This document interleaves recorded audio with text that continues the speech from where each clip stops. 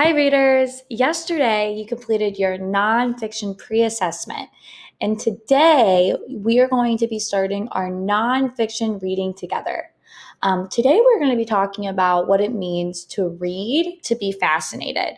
But before we start our mini lesson, I wanted to talk to you guys about what this unit is going to focus on. So, our new unit is focusing on all nonfiction texts. Nonfiction texts are informational texts. They include facts, and they are texts that are going to teach us some things. Everything that we're going to read about is true and can be backed up. You're going to learn about a ton of different things, such as zombie ants and how to make robots and mummies and how toilets work, volcanoes, and so much more. I think you guys are really going to like this unit. But one thing that I wanted to talk about is when you read a nonfiction book about one of these topics, you want to make sure that you're understanding it because you want to learn from it. You're not just reading to read it, you're reading to learn from it. So to really learn from a text, you have to lean into it. So today I want to teach you that readers can read to be fascinated by letting bits of text stand out and by asking questions and forming ideas about those bits. So readers, when I choose to be fascinated while I read, one thing I do is I let bits of the text stand out to me.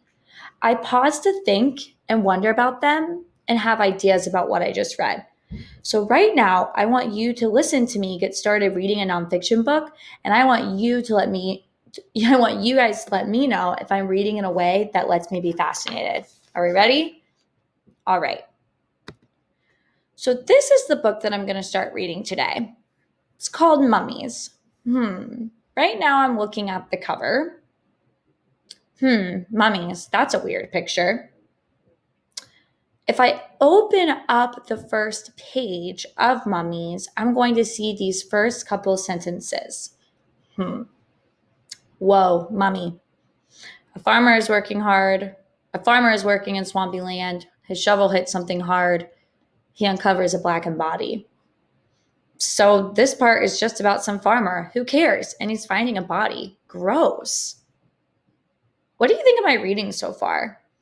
Am I choosing to be fascinated? Thumbs up if you think yes. Thumbs down if you think I'm definitely not reading to be fascinated or giving it my best. No, I'm not choosing to be fascinated. I guess you're right. And I guess this book is actually kind of interesting. He's finding a body. I mean, that is gross, but it's also kind of cool too. I wonder what happens next after he comes across a body as he's digging.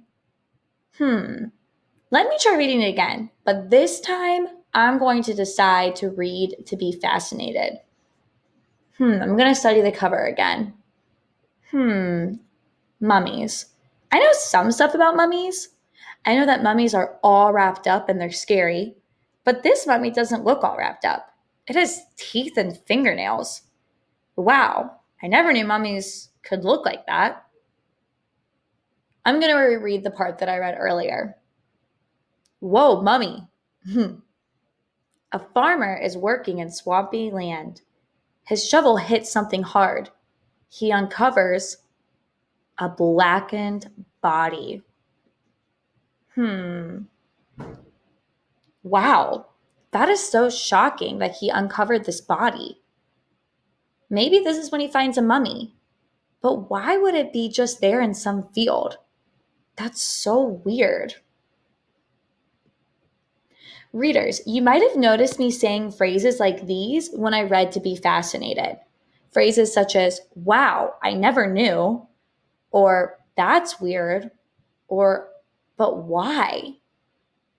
And our first strategy that we're going to add to our toolbox as we're reading nonfiction is making sure that we're choosing to be fascinated and asking ourselves these questions and saying these phrases to ourselves as we read.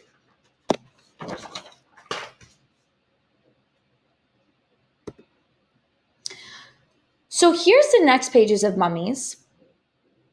And I'm going to read these next pages. And then after I read these next pages, I want you to pause my video And I want you to with your table, talk with your table about things that you're noticing. Ask yourself these questions after I read. A farmer is working in swampy land. His shovel hits something hard. He uncovers a blackened body. It has hair, teeth, even fingerprints. The farmer calls the police. It looks like the person died recently, but the body is over 2,000 years old. It's a mummy. All right, readers, with your table group, I want you to turn and talk and try to use some of these phrases or think about some of these questions. Try to talk to your partners, your table group, and say things like, wow, I never knew, maybe something that stood out to you. Maybe you think a part in this is weird, or maybe you're asking yourself why to the part that I just read. Go ahead and pause my video and turn and talk.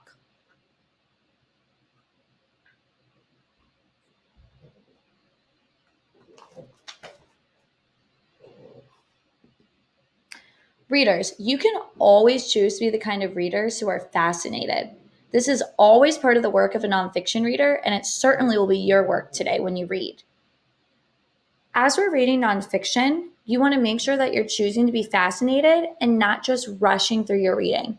You want to stop and ask yourselves questions or say things like, wow, I never knew this, or that's weird, or why.